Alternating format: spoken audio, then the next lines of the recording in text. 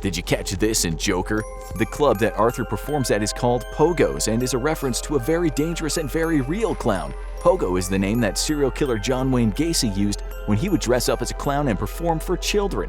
You missed this in The Lord of the Rings: The Fellowship of the Ring. You definitely remember this shot from Bilbo's 11th birthday party of one of the Proudfoots with his feet in the air. But did you know that it's actually a direct reference to this shot from the 1978 animated adaptation of The Lord of the Rings? Did you know this about Jaws? The titular shark was actually supposed to be in the movie a lot more. Multiple mechanical sharks were produced, and they weren't cheap either at $500,000 per shark. But the animatronic sharks, which were nicknamed Bruce by the crew, malfunctioned so often and ended up looking so non-threatening on camera that the director Steven Spielberg instead decided to barely show the shark at all, which ended up adding to the film's tension. You missed this in Schindler's List. Pay special attention during the scene where Oskar Schindler's accountant tells him that he doesn't know anyone who would be interested in working with him. Schindler responds by telling him that they should be. Just as he says this, listen closely, and you'll hear the sound of a train whistle. This is somber foreshadowing of the fate that will befall so many Jewish people as they're shipped on trains to concentration camps. Did you catch this in Wreck-It Ralph? The donut cops aren't just a joke about how much police officers like donuts, they're also a reference. The cops' name, Winchell and Duncan, are a reference to the donut chains Dunkin' Donuts and Winchell's Donuts. You missed this in The Lord of the Rings: The Two Towers. When we're shown the orc blacksmiths forging weapons beneath Isengard, these aren't just random extras hammering away, these are actual blacksmiths from Weta, the company responsible for many of the special effects in the Lord of the Rings trilogy.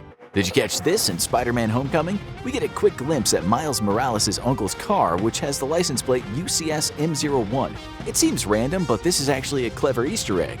It stands for Ultimate Comics Spider-Man issue number 1, which just so happens to be the Spider-Man comic book series that focused on Miles Morales. You missed this in Goodfellas. The U.S. attorney who talks to Henry and Karen about flipping and going against his criminal associates is played by the actual U.S. attorney who talked to the real-life Henry Hill after he turned state's witness. Did you catch this in Jurassic Park? The scene where the raptor figures out how to open the door to the kitchen is one of the most famous in the movie, but there's actually a big mistake. Look closely when the raptor comes into the room. Did you spot the mistake? You can actually see one of the prop dinosaur operator's hands as it reaches in to adjust the raptor's tail. You missed this in Ralph Breaks the Internet. Look closely at the sign in front of Litwack's Family Fun Center, and you'll see that it's wishing a happy 11th birthday to Susie. The same message actually appeared in the first Wreck-It Ralph movie, though at that time Susie was only 5 years old, meaning 6 years have passed between the two movies. Did you know that in Saving Private Ryan, Jackson has an injury on his thumb? This was very common during World War II because so many soldiers would get their hands caught while loading M1 Garands.